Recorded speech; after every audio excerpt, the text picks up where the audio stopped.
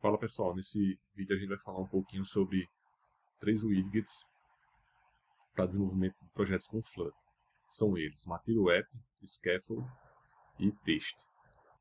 Bem, para a gente começar um projeto no Flutter que trabalhe com o Material Design da Google, é importante que a gente inicialize aqui a nossa aplicação com um widget chamado Material App.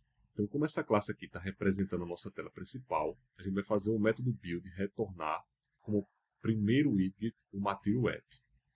O Material App é um widget que vai definir que todos os outros widgets que forem filho dele na árvore de execução tenham o visual do Material Design, além de definir outras prioridades que a gente também vai estudar durante o curso. Esse widget ele tem como parâmetro o home, que é um parâmetro nomeado, onde a gente definindo aqui de forma explícita home dois pontos, a gente pode passar aqui outro widget que vai representar a tela da nossa aplicação, ou seja, que vai ser exibido na tela da nossa aplicação. O widget Material App ele não é visual, ele só serve como um widget para definir propriedades e elementos para os outros widgets. Já no Home, a gente vai usar, no parâmetro Home, a gente vai usar um widget chamado Scaffold. O Scaffold é um widget que estrutura a tela de uma aplicação mobile em várias partes. E basicamente a gente quer estruturar a nossa tela em duas partes inicialmente. A barra do aplicativo, que fica no topo da tela, e o corpo do aplicativo, que é onde a gente vai colocar o conteúdo que o usuário vai interagir. Não que ele não interaja também com o app bar, né? Mas ele vai interagir mais ali com o corpo do aplicativo. Então, o Scaffold, veja que eu passei o Material App, abri e fechei parênteses, e com o parâmetro aqui nomeado, então definindo o nome do parâmetro de forma explícita, dois pontos, eu passei aqui a instância do Scaffold. O Scaffold ele também tem um parâmetro que a gente vai passar. Então, eu vou vir aqui nos seus parênteses, vou dar um Enter. Então, você vê que a estrutura do código do Flutter ele vai se organizando na vertical. A gente vai passar mais um parâmetro, que é o parâmetro appbar. Eu vou colocar aqui appbar, dois pontos.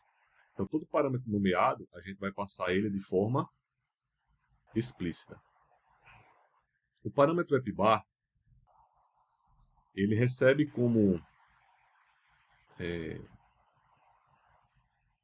parâmetro appbar recebe a instância de um widget chamado appbar. Então aqui a gente vai conseguir colocar aqui a nossa instância da classe appbar. E o appbar também tem um parâmetro, então vou apertar Enter aqui, que é o parâmetro title, que define o título da barra do aplicativo. Que eu vou definir aqui um texto, que eu vou chamar de app. Bem, veja que enquanto eu estou programando aqui, automaticamente o emulador ele já vai atualizando aqui ao lado a execução. Então aqui ele deixou A, né, mas a gente pode olhar aqui, deixa eu definir como app novamente. Ele já vai atualizar lá o app. Bem, então veja que a gente pode deixar o código todo em uma linha só, mas isso aqui não é organizado. Toda vez que você for passar parâmetros, você vai dando Enter para que o código ele vá se organizando aqui na vertical.